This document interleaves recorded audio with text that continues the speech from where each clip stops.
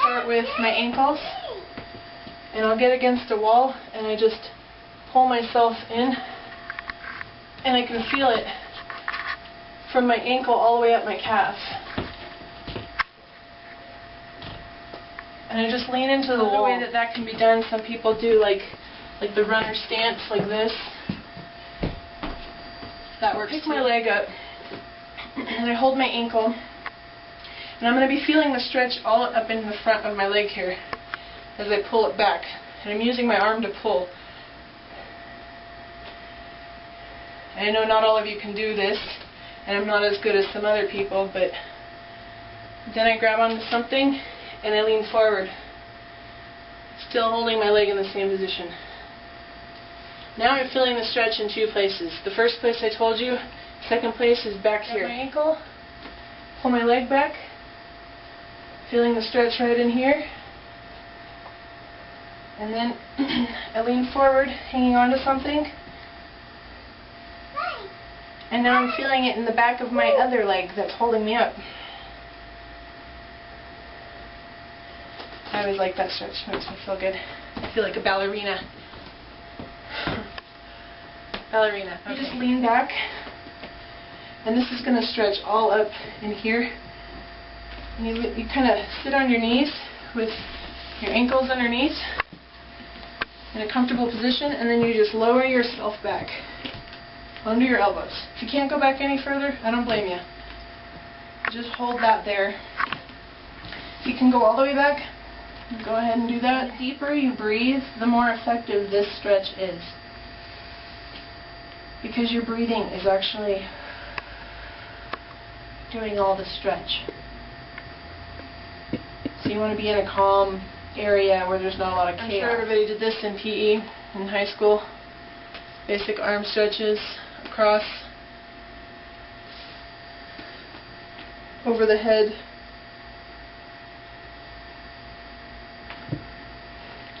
And I have extraordinarily long arms for a girl, so I have always been able to do this, but not everybody can. So if you can't, just do the best you can trying to touch the tips of your fingers, but if you can, try and lock your fingers and rock side to side like this.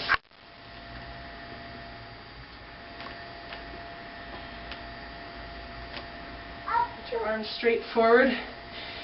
And without moving your torso forward, you move your arms forward and you just push them like you're trying to reach something that you can't quite grab.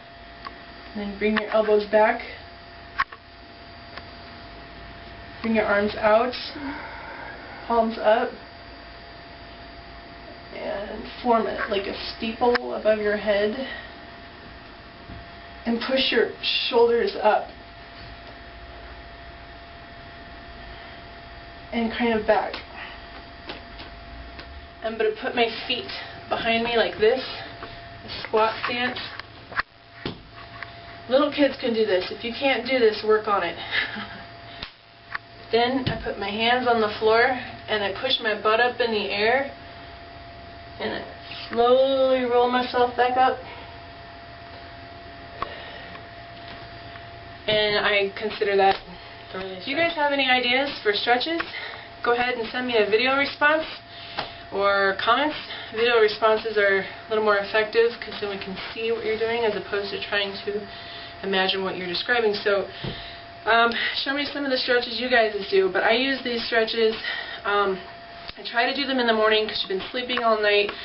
Your body's slightly atrophied, and it's kind of invigorating because it gets the blood circulation flowing properly, which is good for digestion. And I do them before any workout video or hike or run, any exercise. And it's also important to do them after. And I really stress the after because you've gotten your muscles all worked up. You don't want to twerk anything.